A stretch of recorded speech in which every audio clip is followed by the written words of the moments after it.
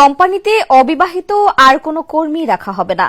চাকরি বাঁচাতে হলে করতে হবে বিয়ে, আর আগামী কয়েক মাসের মধ্যে বিয়ে করতে না পারলে চাকরিটাই থাকবে না।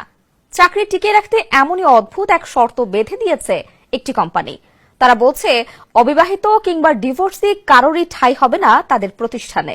সহস্রাধিক কর্মীর ওই কোম্পানির এমন ঘোষণায় পড়ে গেছে হইচই। আরো জানাচ্ছেন আহমদুল্লাহ শিকদার। বয়স বাড়ছে কিন্তু তরুণ তরুণীরা বিয়ে করছে না, এ নিয়ে চিন্তার শেষ নেই চীনা সরকারের। বিয়ের হার বাড়াতে তাই জারি করা হয়েছে নির্দেশনাও। সেই নির্দেশনা অক্ষরে অক্ষরে পালনের সিদ্ধান্ত নিয়েছে পূর্বাঞ্চলীয় চীনের শ্যাংডং প্রদেশের সুনতিয়ান কেমিক্যাল গ্রুপ। কোম্পানিটি তার কর্মীদের জানিয়ে দিয়েছে সেপ্টেম্বর মাস শেষ হওয়ার আগেই কোম্পানির 28 থেকে 58 বছরের কেউ অবিবাহিত থাকতে পারবে না। আগামী জুনের মধ্যেই বিয়ে করতে হবে, এমনটাই জানিয়েছে কোম্পানি।